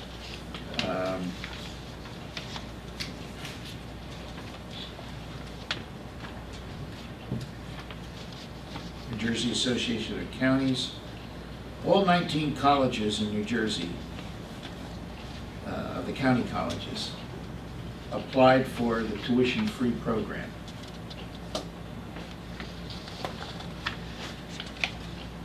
At $25 to $50 million. I love this program. I think it's a great idea. I don't know where we think we're going to get the money for this. And if you make an adjusted gross income of $45,000 or less, the state will pay your tuition fees for county college. What are tuition fees for county college? $3,000, $4,000, $5,000? If you don't care enough about your education and what you want to do to be able to come up with that much money out of an adjusted gross income of $45,000, why should the state and the rest of the taxpayers in New Jersey pay for your tuition? I don't understand this. I'll probably never understand it, but I'm old school. It looks like it's going through. It's just another unfunded mandate as far as I can see. My pet peeve, 911. The federal government has now put forth the bills. Representative Chris Collins of New York introduced the 911 Fee Integrity Act legislation designed to prevent states from diverting 911 fees. That's the fee that you pay on your telephone bill. I've been saying this every single meeting. That's dedicated to 911 services. In New York State, 41% of all the fees collected annual are diverted into the state general fund. Once it goes into the general fund, we can use it for anything we want, and they do. more than $180 million each year in monthly surcharge of $1.20 on only cell phone bills last year. And 10 million of the 185 million collected went to 911 call centers. Almost 70 or 80% of that money was used for things other than 911. Once it goes into the general fund, as I said, there's no restrictions on how the money's going to be spent. In Niagara County, the state collected $10.2 million between 2013 and 17 and returned only $2 million in those 5 years. We're not the only state. In New Jersey, Representative Lance, Vice Chair of Communications and Technology Subcommittee, has seen the 911 fee diversions in their homes. Monmouth County officials were trying to find out why they weren't receiving their share of 911 fees. They paid $5 million over the past 13 years, and only $1 million made its way to the county to upgrade emergency services. 2016, $122 million was generated in New Jersey. $108 million was used for other purposes. New York, New Jersey, Rhode Island, New Mexico, Illinois, West Virginia. We raise the money and we use it for things other than what we want to use, what it's designated for. It's a continuing project that goes on and on and on and on. I don't know when it stops, how it stops, or where it stops. But the 911 system may be your life someday. And the delay may be the difference between a life and a death. And if those systems shut down, forget it. And when people need it the most, when there's a storm, when there's a real serious situation, and systems go down because of weather conditions, it's going down in Florida now. That 911 system probably falls apart because all those power lines and all those systems, towers, are destroyed. And you can't get aid. That's when it will become important. Finally,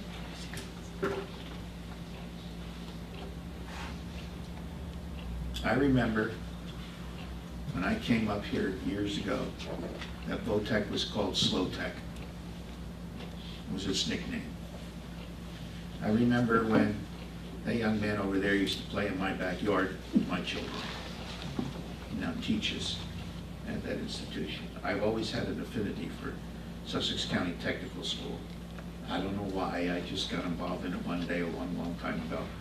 And I've always had an affinity for the things they do there. I watched them grow from a dumping ground for students to a first-class, high-class school. I'm not upset that you can't find room for more students right now, because I think that what you're taking and what you're being forced to take are the absolute cream of the crop. And maybe that's how it should be. Mr. Graham, I always have to follow him, and he always steals everything I want to say. He's correct. We don't have the kind of money that we need to do the things that you want to do over there that are marvelous, admirable, fantastic, and should be done. I think there has to become a way where we can merge the funding for the collegiate system and the high school system and get the best out of both of those systems. And I think it has to be done on one place. I don't think it has to be, it can be distributed in other locations. It's got to be done at the technical school ground. And I'm not at all in favor of using the McGuire building to put this program together. I think that's foolish. I would hope that we can find a way to bring this thing together so that it benefits both institutions. Both institutions have the needs. We have long passed the time when we do individual institutional things. We do not have the funding, we do not have the personnel, the time, or the people to separate everything and do it individually. The money can be found to make these programs work if we use this joint programming, this joint functioning. I think it's possible. I think it's a good idea. I think it's the best thing for the county to do for its future. I laud what you do over there, and I'm really happy to see this proposal that you bring forward.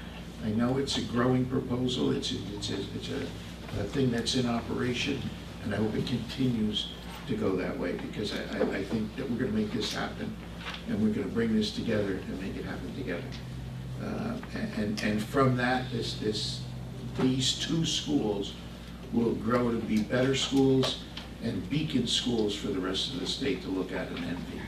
So I thank you very much for your presentation, for what you do, and for all the work that you do, and I thank the college for all the work that you do. And I hope that you can find a way to make these things come to fruition together, because that's the way they're going to succeed the best, in my humble opinion. Having watched it for 30, 40 years, and watched both of them grow, it's time to make all those efforts come together. Thank you for what you do. That's it. Thank you. Freeholder Deputy Director Phil. Yeah, I would like to commend all of you. I'm always amazed whenever I speak to teachers from VOTEC, or you come and present something here, or I speak to students. You're always complimenting and you have such a passion for what you do. I've never heard you criticize anything that's going on in the programming over at your school, never. I've never even heard that from the students. Now, the students I speak to in PACON, especially those that weren't able to get in, speak very highly, and they love going to VOTEC. They love what they learn, they love the teachers, they love your dedication, they love the way you love what you do, and that's what makes VOTEC as wonderful as it is. So I commend all of you for what you do.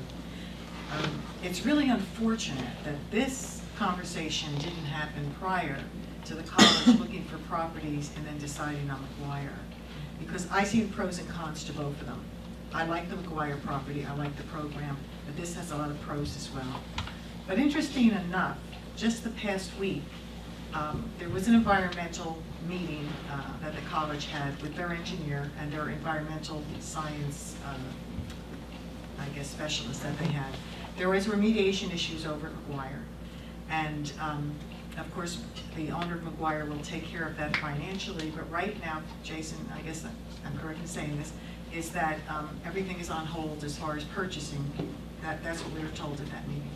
So whatever happens with the remediation and whether the purchasing continues or it doesn't, right now the college themselves have put it on hold. So a better time to sit down and have a conversation about sharing something like this.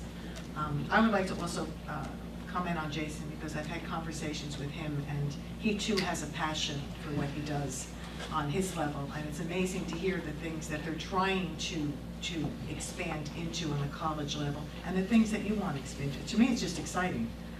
It's exciting that the referendum's there. I hope that that passed. There might be grant funding to help us really initiate some of these different projects. But there seems to be an opening, a window right now for these type of conversations. So I hope that you'll call the college and you'll sit down and have these conversations and see what comes from it. You know, our students will be the ones that gain from all of these different programs. It's interesting to know that you have 12 different plans. You must have really spent a great deal of time going through that property and trying to find that type of space, which is Less than an hour. Less than an hour? So, okay. The more you talk, the more works. The more it shows up. Was this the last one that you put together, but was this the one that had the most space, or were there others that had more space available? We try to maximize the dollar amounts, knowing from the meeting on the 20th what we could put together in a short amount of time. But like Brian said, we have everybody said, every time somebody looked at the plan, well, we could try to do this, move a program here. And that's why I think the college needs to be involved with that process, which we'll reach out tomorrow to set that up, because we really want to get this moving. Yeah, because Jason's point about this not being big enough leads to the question, is there enough room on that property at the high school to actually make it? Absolutely. We have plenty of property. Okay, well, I look forward to hearing what your discussions are. And thank you for coming. I want to just talk on one thing, another person that has a lot of dedication and passion for this county, and that's Carol Albert. And she is our administrator for our Health and Human Services, and she was recognized yesterday as the 2018 Administrative Employee of the Year by the New Jersey Council on Special Transportation. I was able to go to the conference to see her get that award, and it was really interesting, the amount of people that came up and congratulated her. When she took over transportation in 2007, there was a great need and a lot of challenges to improve the system that we had. In 2008, there was a fire in the transit yard, and 5 of the buses were burned, which was about 25 to 30% of the whole fleet. And she was able, she didn't miss a beat, she was able to call other communities, and she was able to keep them in full service as time went on. She has a great passion for people that are in need, for that transit system, for the bus drivers, and for all of the staff. And I'm not going to take all the time and embarrass you, Carol, but I want to say that you so deserved that award, and I just want to acknowledge and congratulate you on receiving it. And thank you for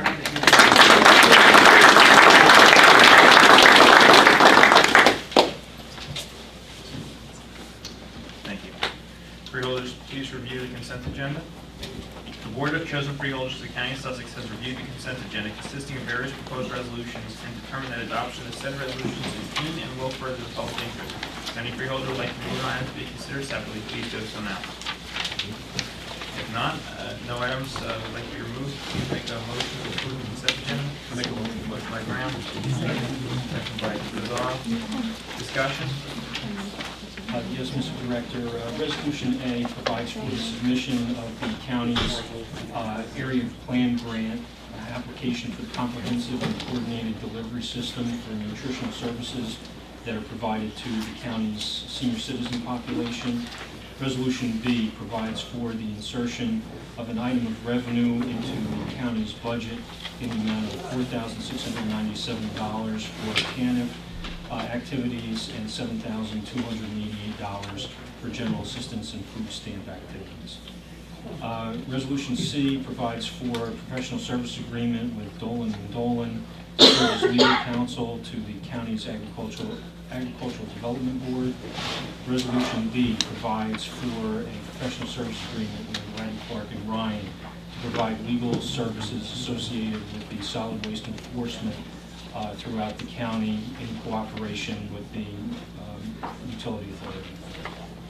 Resolution E provides for professional services agreement with Chiesa, Shanahan, and Gene Tomasi, and those are legal services that the county will access as we continue to review the private bankruptcy matter concerning Mountain Creek Resort and Vernon Township and the Vernon Township Utility Authority. Resolution F provides for the purchase of trailerized towable generators that will be used in division facilities as well as the Office of Emergency Management.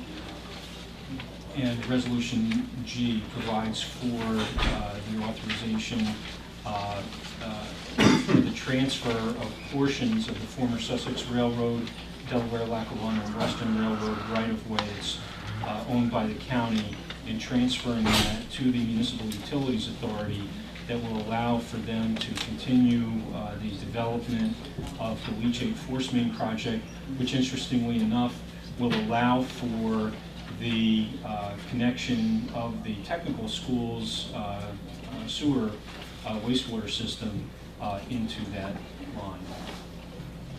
Thank you. Any further comments? I have a comment on G, where we talked about this time. This hooking.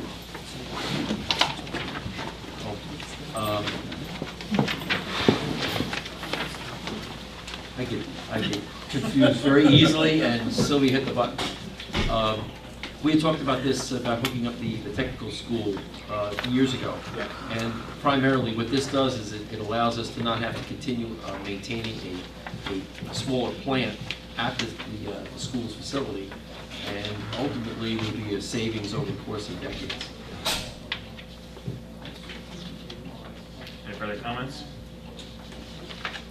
Roll call, please. Freeholder Graham? Yes. Freeholder Lazaro? Yes. Freeholder Cotillo? Yes. Freeholder Director Rose? Yes. Freeholder Yardley? Yes. Approval of minutes. Do I have a motion to approve the breakfast forum meeting on September 7th, 2018? So moved. Motion by Lazaro, second by Yardley. Discussion. All those in favor? Aye. Those opposed? The ayes have it. The motion is approved. Motion to approve the minutes from Sussex County Community College and Sussex County Technical Meeting, September 20th, 2018. So moved. Motion by Patillo. Second by Nazaro. Discussion. All those in favor? Aye. Those opposed? The ayes have it, the motion is carried. Motion to approve the minutes from the regular meeting held on September 26, 2018. So moved. Motion by Patillo. Second. Second by Graham. Discussion. All those in favor? Aye. Those opposed? The ayes have it, the motion is approved. Appointments and resignations, non-resolutions. Freeholders, please review resolutions A through C. When satisfied, please make a motion to approve said resolutions. Motion. Motion by Graham. Second. Second by Yardley. Discussion. Yes, Mr. Director. Resolution A provides for the rejection of bids for the historic courthouse exterior renovations as the bids submitted exceed the appropriated funds. Resolution B is an annual resolution the Freeholder Board is asked to consider that provides for the cancellation of various grants, grant receivables, and reserve balances that allows the Finance Department to clean up the accounts as we proceed towards closing out the year. And then the last resolution, C, provides for a change in custodian of petty cash at the correctional facility as a result of this item. Thank you. Any further comments? All those in favor? Aye. Those opposed? The ayes have it. All motions are carried. Awards of change, contracts, change orders, and bids. Freeholders, please review resolutions A and B. When satisfied, please make a motion to approve contracts, change orders, and bids. So moved. Motion by Bill. Second by Graham. Discussion. Yes, the first resolution provides for the extension of building trade services specifically to service the HVAC needs of the county's facilities. And the second resolution will provide for continued energy efficiency improvements at various facilities throughout the county, taking advantage of the direct install program available to governments through the state's Board of Public Utilities. Thank you. Any further comments? Roll call, please. Freeholder Graham. Yes. Freeholder Lazaro. Yes. Freeholder Patillo. Yes. Freeholder Director Rose. Yes. Freeholder Yardley. Yes. Can I have a motion to approve resolution regarding the payment of bills from bill list A? So moved. Motion by Patillo. Second. Second by Yardley. Discussion. Roll call, please. Freeholder Graham. Yes. Freeholder Lazaro. Yes. Freeholder Patillo. Yes. Freeholder Director Rose. Abstain. Freeholder Yardley. Yes. I have a motion to approve resolution regarding payments of bills from bill list B. So moved. Motion by Patillo. Second. Second by Graham. Discussion. Roll call, please. Freeholder Graham. Yes. Freeholder Lazaro.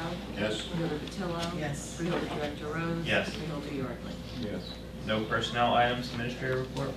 Yes, I would be remiss in not recognizing our Human Services Director, Carol Nobrit. I don't know if she snuck out the back door there. With the award that she received, at least she doesn't have to be further embarrassed by my comment. Also, too, I wanted to advise the freeholders and the public, we had received a request from the Highlands Council and will be meeting with the newly appointed Executive Director, Lisa Plevin, at month's end, along with some of her staff, regarding her taking over for the Highlands Council and the impact that it has on the municipalities within Sussex County that are within the preservation and planning areas of the Highlands Regional Master Plan. And lastly, as the freeholders are aware, and the public, as I've shared this over the last several meetings, we are in the process of our departmental hearings in the preparation of our 2019 general budget. They started yesterday and will continue for about the next 2.5 weeks. Once that process completes, we will then look to engage the Capital Improvements Committee during the month of November in the development of the county's capital improvement plan. Thank you. Thank you. County Council report. Nothing for tonight, thank you. Any unfinished business? Any new business? Public session from the floor. Comments are limited to 5 minutes or less, followed by a 3-minute response time from the freeholder board. Please state your name, print your name and municipality on the sign sheet. I have a motion to open the floor for public comment. Motion. Motion by Graham. Second. Second by Yardley. Discussion. All those in favor? Aye. Those opposed? The ayes have it. The floor is open to the public.